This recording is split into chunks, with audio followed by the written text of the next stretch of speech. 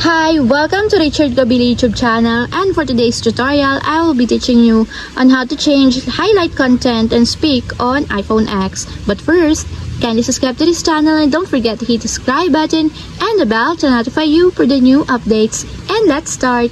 Using your iPhone X, from your home screen first, go to Settings.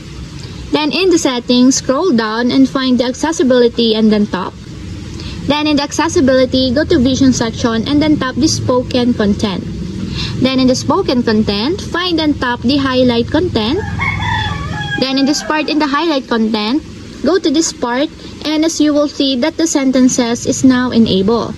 And if you want to change it to words, just tap the words until there's a check mark on the sides to enable the highlight content.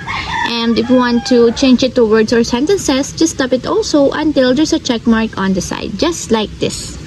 And that's it. We have successfully changed highlight content and speak on iPhone X.